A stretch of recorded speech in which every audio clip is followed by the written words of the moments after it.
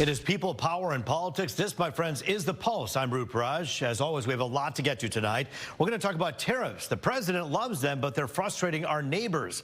What did former President Ronald Reagan really think about them? We're speaking with a former special assistant to Reagan in his years after leaving Washington.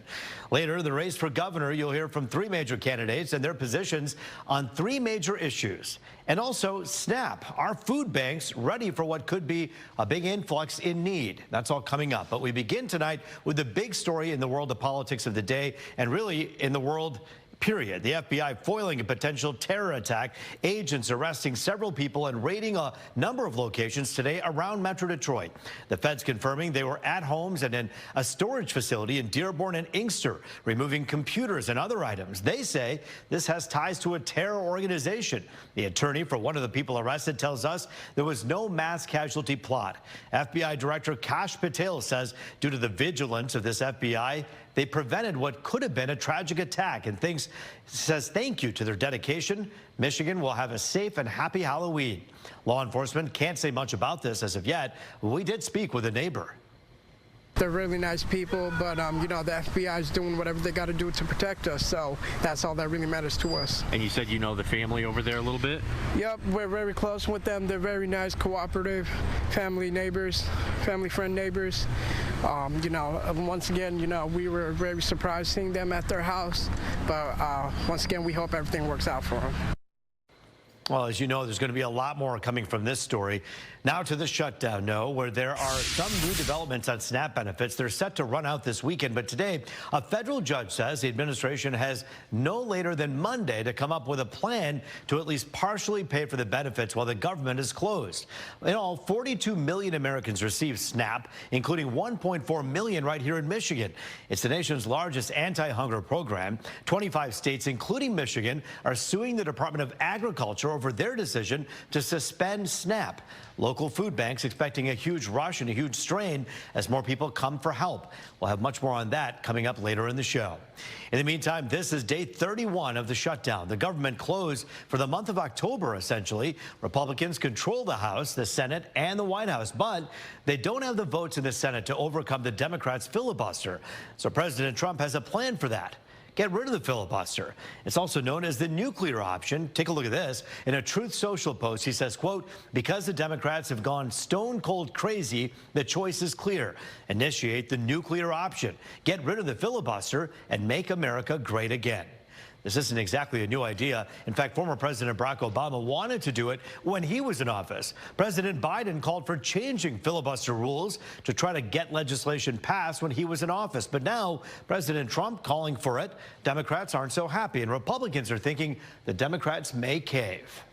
Trump is a vindictive politician and a heartless man. I think it's going to happen next week. Why? Just because the carnage is piling up and Democrats are getting hurt more than they're being helped. In the controversial bombings off the coast of Venezuela igniting a slew of outrage today, a lot of it from Washington. Today, the president denied reports that he's considering strikes inside the South American country, but War Secretary Pete Hegseth thinks that blowing up boats filled with alleged drug runners is helping to keep Americans safe. We definitely have the evidence. One thing that's been highly misconstrued here is that in some way we don't know precisely who we're striking and why. We know how to map networks and hunt enemies of our country. I should tell you, since September, the Pentagon has conducted at least 14 strikes like this, killing 61 people. Critics, including Democratic Senator Mark Warner, are concerned over a lack of transparency from the White House. When you deny Congress the access, the legal rationale for military action, you also do huge erosion of trust from our public. Tariffs continue to put the Trump administration at odds with the world. President Trump saying this is part of his America First policy, and it's helping to make a lot of money for this country. But they're angering our neighbors. Some Canadian leaders, in particular the government of Ontario, trying to drive home their point by using the words of former President Ronald Reagan. But over the long run, such trade barriers hurt every American worker and consumer. High tariffs inevitably lead to retaliation by foreign countries and the triggering of fierce trade wars. Then the worst happens. markets shrink and collapse, businesses and industries shut down, and millions of people lose their jobs. Made President Trump furious. He called it a fraud. Canada wouldn't immediately take it down, even airing it during the World Series. President Trump said because of this, he's cutting off trade negotiations with Canada and increasing tariffs by 10%. So here's the question. What did Ronald Reagan really think about tariffs? Joining us now is a man who actually knew Ronald Reagan. He was a special assistant to the former president and Mrs. Reagan in their post-presidency world. We're talking about Troy's Mayor Ethan Baker, a regular on the Pulse. And it is good to see you. Thanks for joining us. You too, Roop. We have you on a lot to talk about issues that deal with current day politics. Yeah.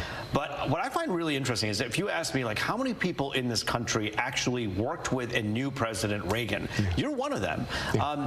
What was his stance on tariffs? And was that ad that was out there, did it misrepresent what he really thought? Yeah, I think there's a lot going on with that. Obviously, I want to start off by saying the ad, first of all, I thought it was a really good and compelling ad, and I think that's probably why it's getting so much attention. So in one respect, good for Ontario, good for Premier Ford. I mean, I think he got what he wanted in a certain sense, but it really backfired for him in another way I think we can talk about as well. But the president obviously was a free trade capitalist. He really was all about capitalism. And I rewatched the entire radio address from that 1987 speech that he gave, or the radio address that he did that was cut and spliced for the ad. And the irony is, just before the comments that were put in that commercial, he was talking about how he had just put tariffs on Japan for a specific reason. And so, he wasn't against the use of tariffs. He believed that they were a necessary tool at times, as I think most mainstream Republicans and most mainstream Americans believe there's a time and a place for tariffs. So there's like two things that happened here. One, they spliced up the ad. Again, this was a radio address that was much longer. How long was the whole ad? It was about 5 minutes. So it was the 5 minutes, and they put it down to like 45 seconds to a minute, and they spliced it, which is terrible. But when you splice things, you're not getting the whole picture. And so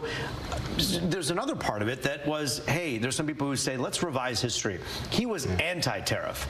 And there's other people who say, no, he was completely pro-tariff, but he was somewhere in between, right? He was like every one of us. We kind of, there's some fluidity there with how we feel about these certain things. And I think that really was the important aspect of this. He was very much for free trade, signed the first free trade agreement with Canada, which was the predecessor essentially to the NAFTA, which of course people then have had feelings about, and President Trump in his first term, addressed with Canada and Mexico. But he also very much believed that to protect certain industries and to actually keep capitalism and to keep the economy free and without specific constraints, sometimes tariffs were important. And he had just instituted tariffs on Japan related to semiconductors when he made that radio address. So, but the premier in Ontario, if you watch the ad that the Ontario folks put together, it made it seem like tariffs are awful, they should never be used, it's a doomsday situation. Right. That was inaccurate because of the splicing. What were we missing in the other 3.5, 4 minutes of that? That's exactly right. I think the other 3.5 or other 4 minutes really of the president's address there was the actual different nuances and the reasons why sometimes tariffs are appropriate. The president very much did say, the quotes that were used in that ad definitely came out of his mouth. It wasn't that they,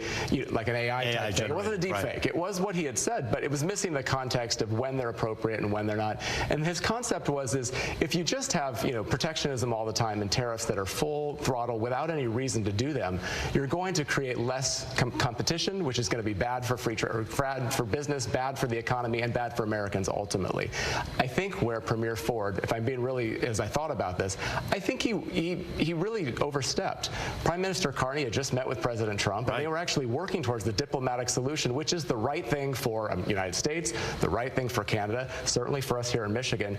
But the Ontario Premier went out and kind of went out above his skis and went against what his federal government was doing, and I think messed with the diplomacy. And you see how President Trump reacted. Well, and any time, and whether you're a fan of President Trump or not, you know this about him, that to be the truth, that he watches the media very carefully, and he wants to see how he's perceived. It's important that people like him. And if diplomacy was working, this was the worst thing you could possibly do was basically try to whack him in the knee and say, ha, well, look what we did here. That was a terrible move. I think it was a horrible move, and I think, it cut a few different ways. Sure. The president has been very much, he's been propping up President Reagan. He's got his big portrait in the Oval Office. He admires which is him. the first time he does. And he's trying to to tap into those Reagan Republicans for good reason. I understand that. And I think that he was really making progress. And so now he retaliates essentially against the entire government of Canada because of Premier Ford's ad. And you see him now working on deals with China again, which is leaving some of us wondering what's going on here. Well, we need the Canadian issue worked out. You do. And the mayor of Troy has a very vested interest in making sure that the relationship between Canada and the U.S. and that trade partnership works well. Why is that so important to Troy? You have a lot of suppliers right We have a lot of suppliers in our city. We're a huge, our supply chain with the auto industry, with other industries, flows right through Troy, and a lot of it comes from Ontario and from Canada. And I worry about that. And I see our business owners struggling and having concerns about the future.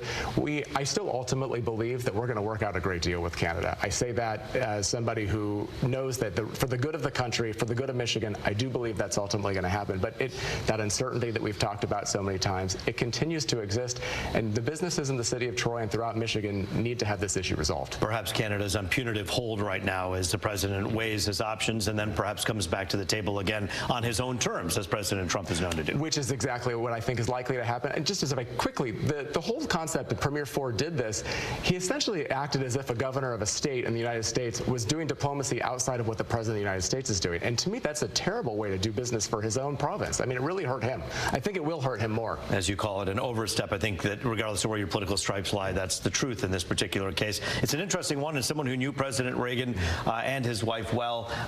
Ethan Baker, the mayor of Troy, it was great to have your perspective here tonight. Thanks for joining us on The Pulse. Thanks, Roop. Appreciate it. All right, so when we come back, we'll focus on the race for governor. We've spoken with 3 candidates this week. Tonight, we'll check the pulse on their attitudes on 3 main issues that matter to you. You're watching The Pulse on Fox 2.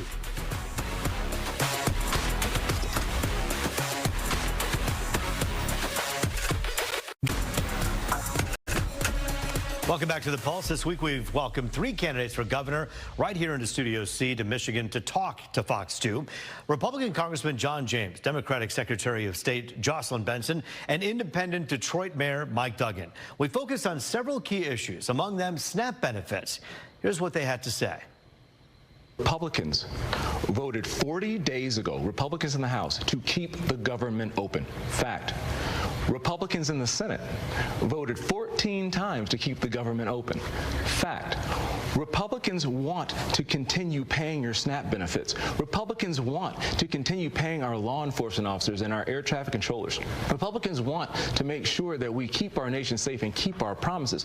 But we need just 5 Democrats, including the 2 from this state, to do exactly what you're talking about. This isn't about pointing the blame. This is about the fact that Republicans want to keep the government open. Should he be putting this SNAP benefit issue first? Should he be finding ways to get some of this emergency money into states like Michigan? Well, if there was a way to multiply President Trump to get even more done, you're not going to find a bigger fan than me. Right now, government is showing up everywhere we don't want it and nowhere where we need it. This is where we need it. And so as governor, I'll work with anyone at the local level, calling our mayors, working with philanthropic organizations, asking citizens to be a part of supporting their fellow citizens in this moment, continuing to advocate at the federal level that they get this shutdown ended, that they get to work, come to the table, come to an agreement that won't hurt people. If you are the governor and you're talking to your colleagues in Washington, shouldn't we be telling Democrats, hey, I get that you want to extend these subsidies for Obamacare, but man, people are going to be missing food come Saturday. Shouldn't Democrats be the ones to turn around and say, we got to do something. We got to open this government back up? I think the reason why we're having this conversation is because Democrats are doing something. They're saying this isn't right. We can't pass a budget that rips health care away from people who need it and doesn't fund important things like food banks and other things that are necessary for people who are struggling. I disagree with both parties on a number of issues, but if you look at what I've done as mayor, I get Republicans and Democrats to work together on a lot of things. We have Republican business people and Democratic unions coming together to build the rebuilding of the train station. Republicans like Bill Ford and Democratic building trades unions coming together.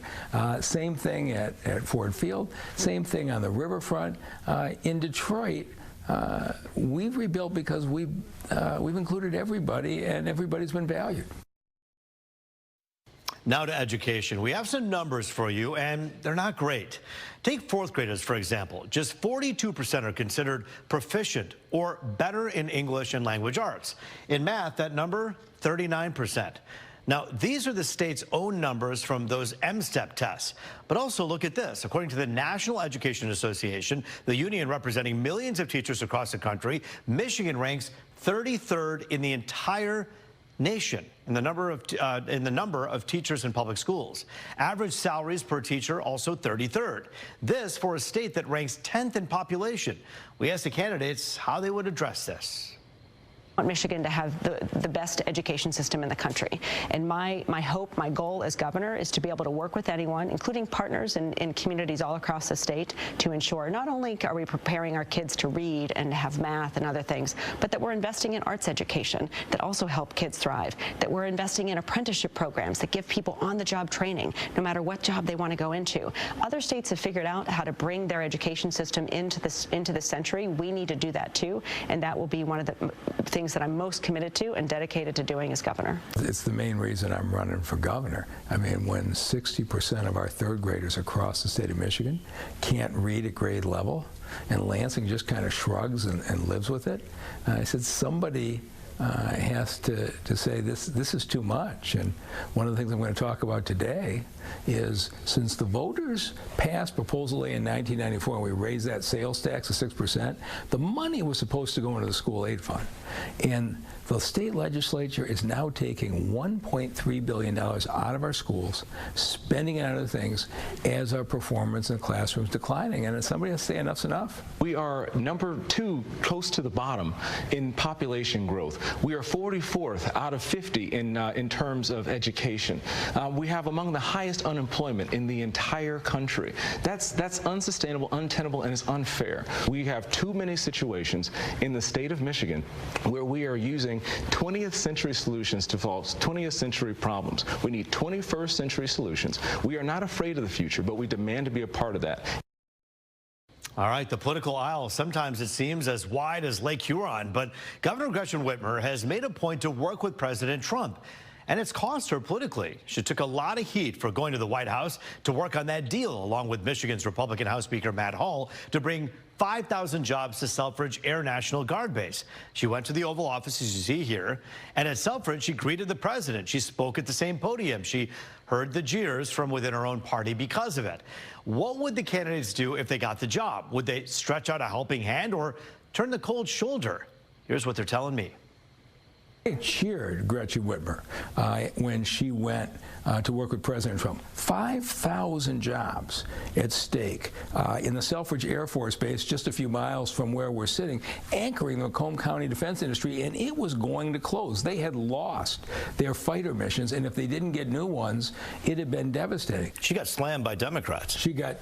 Governor and Republicans. Governor Whitmer repeatedly went to the White House, pitched the president. When he came here and gave her credit, what happened? First tweet, Jocelyn Benson, there's nothing to celebrate here. Attacking the governor for bringing 5,000 jobs to Michigan because she worked with Donald Trump. I think what Governor Whitmer has done is the right thing. She's looking for people in Michigan first, and she knew she was going to get criticized for working with Republicans. But at the end of the day, each of us makes a decision. Are you a Democrat first, or do you represent the people of Michigan first? And Governor Whitmer, I think, is showing really good leadership. President Trump has repeatedly complimented Governor Gretchen Whitmer on the job that she's done, called her a nice woman, saying she's doing a great job. Do you agree with his assessment? Well, you know, even a failing grade, if you get 3 questions right on a 20-point test, you get 15%. That's a failing grade. I think Gretchen Whitmer, frankly, has presided over a population decline, unemployment, with some of the harmful regulations, not even including the COVID shutdowns, which hurt our seniors and hurt our school-age children, that we're still feeling the reverberations right now. But in recent years has tried to work with the president to stop Asian carp, the invasive species. When it's politically expedient, sure. You're not going to get a pass on that. The leader of the state of Michigan needs to put the people of the state of Michigan first, not go to the White House, cover your face with blue binders because you're still a partisan at heart who's trying to get elected president. I was very proud and glad that everyone was able to work work together to get that done. But at the same time, you can also talk about the other things that the administration is doing, like reckless economic tariff policies that are hurting our farmers, that are hurting our families, that are hurting our small business owners. And a governor's job is to be able to fight for the people of Michigan, no matter who that means working for, and also no matter who that means standing up to. You would go take a meeting with President Trump and sit down just like the governor did to try to secure jobs? Yes, of course, absolutely. That would be my responsibility as governor, to work with anyone, even if we disagree on everything, to agree on the fact that we have a responsibility to help people of this country have access to well-paying jobs, especially during a moment where the cost of living is skyrocketing. I mean, the #1 job of the next governor is to work with everyone you can to ensure we're reducing the costs in this state and addressing the affordability crisis while creating well-paying jobs that help people thrive. Of course, we do have some time to sort all of this out. Voters will decide who's next to lead Michigan November 3rd of next year. There will be ups and downs in the polls. The ride to Election Day will be about as smooth as a Michigan road, as you can imagine. And you can bet the Pulse will cover every smooth stretch and every political pothole along the way. Straight ahead, SNAP benefits. They're set to expire, likely sending people to food pantries soon. But are the pantries ready? Well, the CEO of one local food bank is telling us. You're watching the Pulse on Fox 2.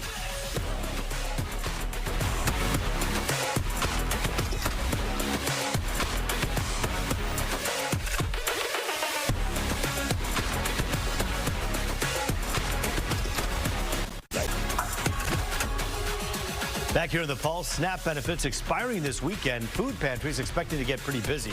Ryan Hertz, the CEO of Lighthouse, a nonprofit in Pontiac that provides food for people in need, speaking with Fox 2's Taryn Asher.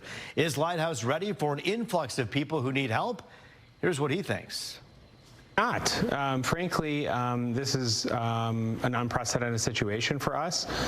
We have been in situations where there's been crises with significant increase in need in the community, perhaps most notably during the COVID-19 pandemic. Yeah. And during the pandemic, our community recognized that there was an increase in need. We saw a big influx of donations, volunteers. We also saw a big public policy response, right? And so I think the difference in this situation is that this is a crisis of a lack of public resources, and we're not entirely sure where we will be able to get the resources to meet the increased need. We already weren't meeting the scope of need. I mean, I think people need to understand that the organizations in your community that are working hard to try to meet the scope of need are already under-resourced now, let alone if this happens on Saturday. Now, organizations like Lighthouse in need of donations, as you can imagine, they could really use help right now. If you're able to do that, you know what? There's always a way for you to help. If you want to, please make sure you contact them right away. Of course, Tuesday's Election Day, Detroiters getting set to elect a new mayor. Will it be Council President Mary Sheffield or Pastor Kinloch? Get out and vote if you live in Detroit. Our Election Day coverage starts Tuesday at 5 p.m. That is the Pulse for tonight. I'm Roop Raj. As always, it was good to be with you.